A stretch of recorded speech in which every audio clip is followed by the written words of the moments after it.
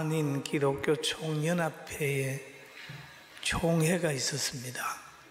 그래서 제가 친설 사절단으로 초청을 받아서 총회에 참석을 하고,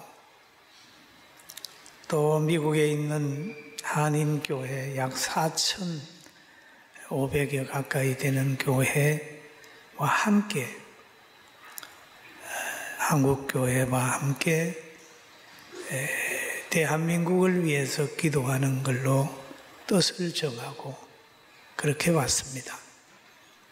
우리 대한민국은 바람 앞에 등불처럼 보이지만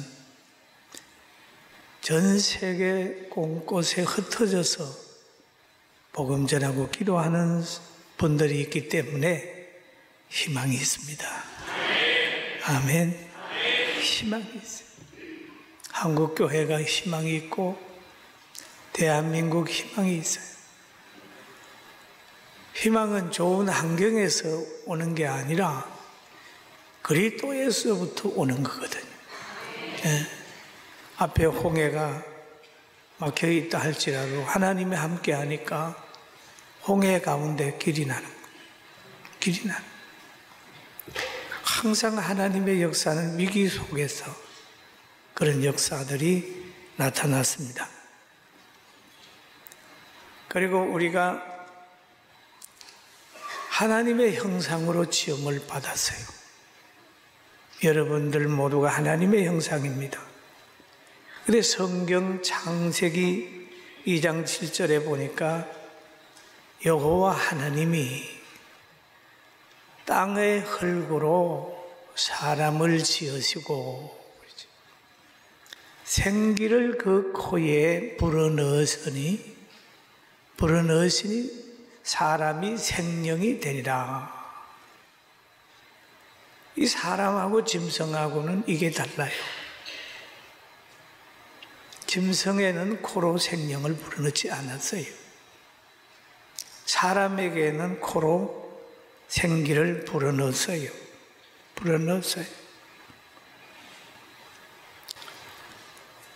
그게 다른 겁니다.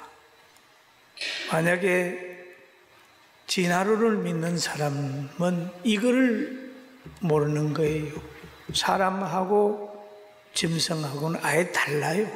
씨가 달라요. 시작이 달라요. 그래서 이 생기를 불어넣은 받은 사람은 항상 하나님의 보호를 받고 하나님과 교통을 하고 하나님과 동행해야 안전하고 평안한 거예요. 할렐루야. 그리고 또 이 생명이 된 사람들은 보면은 항상 안전한 삶은 하나님의 말씀에 기초를 두고 살아야 흔들리지가 않아요.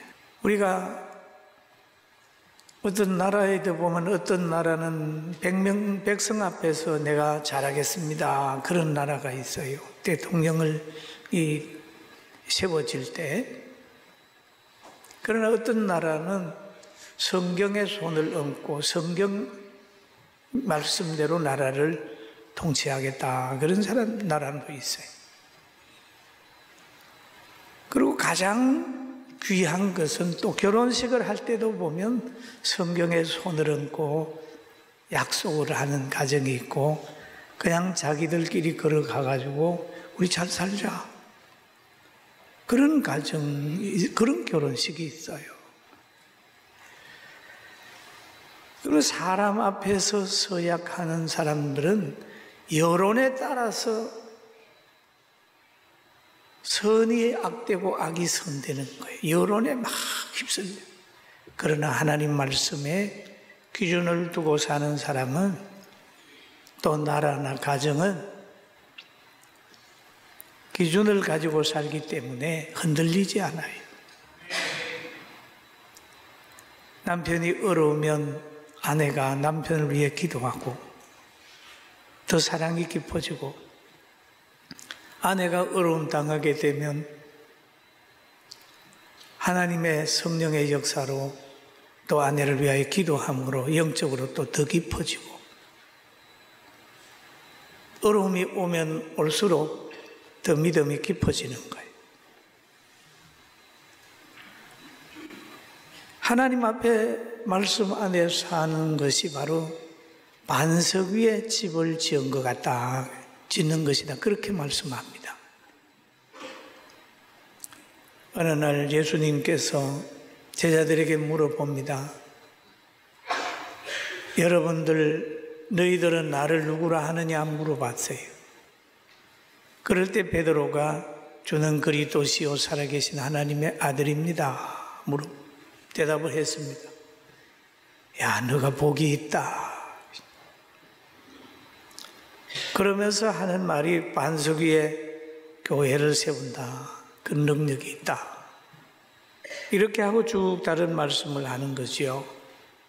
그럼 반석 위에 세운 집은 어떤 집이냐? 비가 내리고 창수가 나고 바람이 불어 그 집에 부딪히되 무너지지 아니하나니 이는 주추를 반석 위에 놓은 까닭이요. 그리고 그럼 하나님의 말씀을 의지하고 사는 사람은 반석 위에 지은 집과 같다, 그 말씀입니다. 여러분과 제가 살아가는 가정 속에서 비가 나고 창수가 나고 바람이 부는 그런 시련이 있을 수 있어요. 다 시련이 있습니다. 몸이 아플 때도 있고, 사람 실패할 때도 있고, 부부간에 고부간에 갈등할 때도 있고, 자연계와 영계의 변화가 있을 때에 오는 갈등들이 있어요. 본의 아니게 악한 사람 만나서 억울하게 피해당할 때도 있습니다. 다 있어요. 그러나 그래도 하나님과의 관계가 무너지지 아니하고 인생 실패는 안 하는 거예요. 여러분, 환경 실패나 사업 실패는 돼도 예수님 안에 있으면 인생 실패는 안 해요. 할렐루야. 아멘. 안 하는 거예요. 비가 오고 창수가 나고 바람이 불어도 안 무너지는 거예요. 수없이 많은 어려움이 찾아와도 그것 때문에 안 무너지는 거예요. 성경의 역사를 보면은 이스라엘 백성들 많은 시련을 당해도 그들은 시련을 당했지만 안 무너졌어요. 예수 믿는 사람도 초대교회 보면 시련을 당했어요. 그러나 안 무너졌어요. 스데반 같은 분은 그냥 전도하다가 돌게 맞아 죽어도 환하게 웃으면서 사랑의 기도를 드리고 천국에 갔지 않습니까? 오늘 우리도 여러 가지 시련 속에서라도 좌절하지 않고 하나님을 의지하고 인생 승리자가 되기를 주님의 이름으로 축원합니다. 아멘. 그런데 세상은 변한다는 거죠. 우리가 사는 세상은 변한다. 하나님이 모든 자연을 창조하신 다음에 보시기에 좋았더라 그랬어요. 그런데 보시기에 좋았던 자연계도 큰 변화가 있었습니다.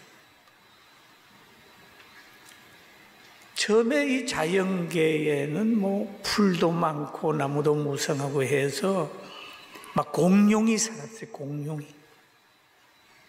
다양한 짐승들이 살았습니다. 그런데 지금 창조 후 지금까지 쭉 오면서 많은 짐승들이 없어졌어요. 공룡 여러분 보셨습니까? 저는 어느 박물관에 가서 공룡 뼈를 보니까 야, 저런 짐승이 먹고 살려고 하면 상당히 많은 풀을 먹었겠다, 그런 생각을 합니다. 없잖아요. 또 제가 어릴 때, 아주 어릴 때 보면 시골에 살 때 늑대 우는 소리를 들었습니다. 보기도 하고 듣기도 하고 엉 하고 울면 그냥 어머니 품으로 푹 들어가는 거예요. 무서워서. 그런데 지금은 우리 한국에 늑대가 몇 마리나 될까요? 없어요. 60년 전에만 해도 초등학교 가다가 보면은 살쾡이도 얼어 죽은 것도 있고 닭장에와 닭을 물고 가기도 하고 그래. 점점 동물도 줄고 자연계의 변화도 일어나고 지구온난화로 인하여 얼음산이 막 무너지잖아요. 네, 그 현장에 가게 되면 막 가슴이 무너지는 것 같아요. 왜? 얼음산이 막 무너져가지고 바다로 막 내려갑니다. 그래서 바다로 내려가니까 바닷물이 높아져서 지금 조그마한 섬들이 침수가 된다. 그렇게 나타나고 있는 것이요. 자연계의 변화가 있다.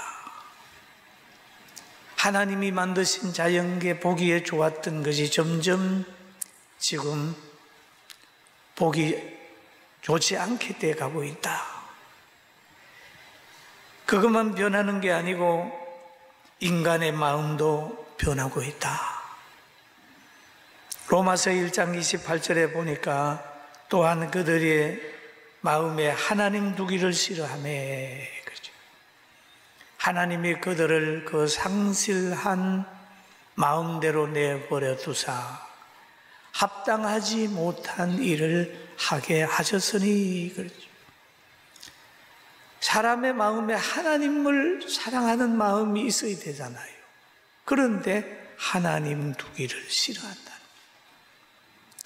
쉽게 얘기하면 예수 믿는 걸 싫어하는 거예요. 진리 따르는 거 싫어하는 거예요.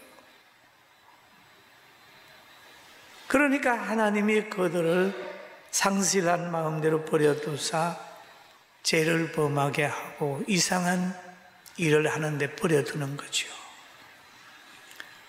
인간은 하나님과 동행해야 행복하고 인간에게는 하나님이 신적 은혜를 주셨어요. 그런데 그것을 버림으로 인하여 인간은 como 인본으로 떨어져 버리고 완전히 하나의 외부의 하나의 동물처럼 사는 그런 현상들이 나타나고 있는 겁니다. 우리 사람은 자기의 기원을 잘 알아야 돼요. 나는 하나님이 창조한 사람이다. 형상으로 창조된 사람이다. 이거를 알게 되면 자부심이 있는데 이거를 모르면 나는 작은 어떤 아메바 같은 존재가 진화돼서 원숭이까지 갔다가 원숭이에서 다시 나는 사람이 돼서 그렇게 생각한다고 하면 사람을 볼 때 또는 자신을 볼 때 너무 가치 없게 보이는 거예요. 여러분, 사람이 먼저라고 하는 말을 생각을 합니다. 사람은 소중하게 하지만은 하나님이 먼저고 사람이 두 번째가 돼야 질서가 잡혀요. 할렐루야. 사람이 먼저라고 하는 것은 모든 생각을 사람에게 맞추는 거예요. 사람에게. 사람이 먼저라고 하는 사람 치고 사람을 먼저 생각하는 데가 없어요. 자기들은 사람을 사랑한다 그러는데 가보면 사람을 사랑하는 게 아니라 사람들이 살 수 없는 환경을 만들어 놓고 있단 말이에요. 인본 사상에 빠지는 사람들은 예배를 부정합니다. 그리고 기도하는 것 싫어합니다. 양보하지 않습니다. 결국 인간이 짐승처럼 살 수밖에 없는 환경으로 빠지는 거예요. 그 사상이 마르크스 사상이요, 공산주의 사상이요, 인간 중심이라고 하는 주체 사상의 한 맥락을 이루게 되는 거죠. 그리고 늘 약육강식이에요. 짐승의 요구는 언제든지 상대를 생각하지 않고 약하는 거 있으면 잡아먹어버려요. 인간 중심의 모든 것이라고 얘기한 그들을 이렇게 바라보면 백성을 생각하지 않고 힘만 기르려고 한 번에 사람을 많이 죽이는 무기를 만드는데 혈안이 되고 백성들이 굶어 죽는데도 신경 안 쓰는 거예요. 그게 무슨 사람 중심의 뭐겠어요? 여러분에게 가장 좋은 분이 있으면 부모님이잖아요. 왜 부모님이 귀합니까? 부모님은요, 땅 팔고 집 팔아도 아이 병들면 그거 가지고 병 고쳐줘요. 과거에 시골에 있을 때 보니까 땅 팔아서 아들, 딸 대학 보내더라고요. 자기 중심이 아니고 자녀 중심. 자녀들 위해 희생하는. 좋은 지도자는요, 먼저 국민을 생각하고 나라를 생각하는. 그래야 대한민국에 희망이 있어요. 믿습니까? 전 그런 생각을 해봤어요. 원고에 없는 얘기입니다만은 요즘에 일본하고 우리나라 갈등이 많이 있잖아요. 미국하고 일본하고 친해진다 그런 말 가만 들으면 미국하고 일본하고 과연 친해질까? 미국한테 원자탄을 2방이나 맞아가지고 수십만이 죽었는데 둘이 딱 붙어가지고 있을까? 우리 같으면은 자자손손 하나 안 될 거예요. 그죠? 그러나 그런 지도자들은 경제적으로 국민을 잘 먹게 하고 하기 위해서 그게 어떻게 여러분 엄마 아버지의 마음으로 나라 지도자들이 되고 우리 여러분도 그렇게 꼭 돼서 내가 힘들고 어려워도 나라를 위해서 사람을 위해서 헌신할 수 있는 넉넉함이 있기를 주님의 이름으로 축원합니다. 그럼 인간의 마음도 자꾸 변하는 거예요. 변하는 거. 자연계의 변화, 사람의 마음의 변화, 그 다음에 뭐의 변화, 영계의 변화도 생기는 거예요. 교회 안에 이단들이 들어와가지고 성도들을 막 미혹합니다. 우리한테 와야 구원받아. 오늘날 교회 가짜야. 뭐 이렇게 얘기하는 사람이 있어요. 그게 말세에 나타나는 거예요. 마태복음 24장 11절에 보니까 거짓 선지자가 많이 일어나 많은 사람을 미혹하겠으며 거짓 선지자 많이 일어난다. 하나님의 말씀을 그대로 믿지 않는 거예요. 하나님의 능력을 믿지 않는 거예요. 성경의 약속을 믿지 않는 거예요. 그리고 말씀을 이용해가지고 자기를 정당화하고 순수한 사람을 미혹하는 겁니다. 그런 이단들이 출현하는 거예요. 그리고 불법의 성함으로 많은 사람이 사랑이 식어진다 그랬어요. 사람을 믿지 못한다 그러죠. 하나님을 믿으면 사람을 믿을 수 있고 하나님을 안 믿으면 사람을 믿을 수가 없어요. 하나님의 믿으면은 신적 능력이 그에게 있기 때문에 그 안에는 진실함이 있어요. 그러나 하나님이 떠나버리면은 거룩한 영이 없기 때문에 사탄의 지배를 받아서 거짓말하는 것이 일상이 되는 겁니다. 거짓말하는 거예요. 그리고 하나님의 영이 임하게 되면 사람을 세울 능력이 생깁니다. 능력이 생겨요. 그래 하나님께서 자연계의 변화, 인간의 마음의 변화, 영적으로 교회에 이단들이 출현하는데 말세에 하나님이 하시는 일들이 있는데 하나님이 영을 보낸다고 합니다. 창세기 할 때 그에 보면은 하나님이 천지를 창조하실 때에 하시고 나니까 땅이 공허하고 혼돈스러웠어요. 흑암이 깊은 위에 있을 때에 하나님의 영이 거기에 임하게 될 때 질서를 잡았다 그랬어요.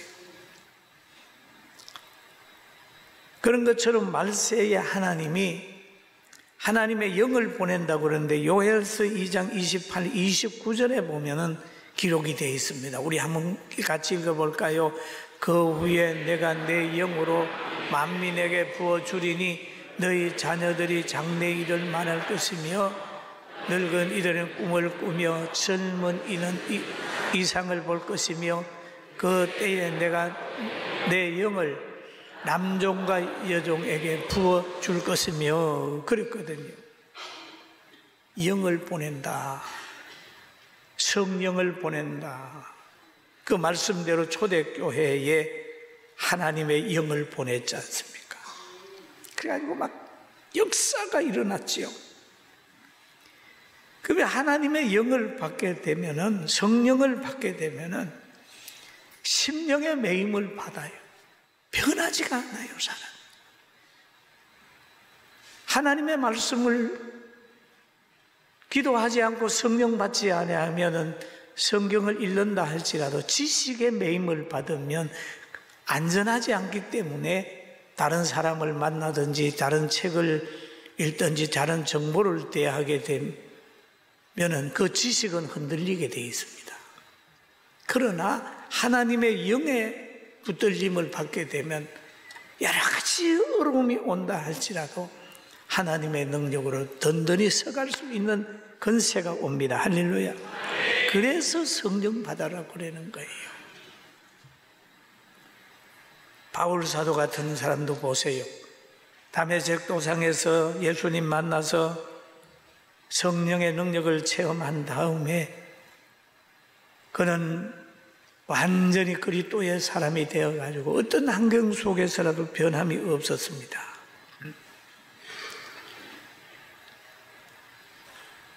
그리고 또 성경에 보면은 그런 말이 있죠. 그러면 이 영이 누구에게 오느냐, 이 성령이.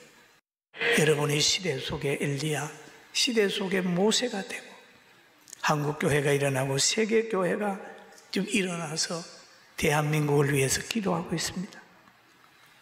풍전등화와 같은 그런 상황 속에 있지만 하나님이 이 민족을 붙드시면 분명히 하가 복이 되는 역사가 나타나게 될 줄로 믿습니다.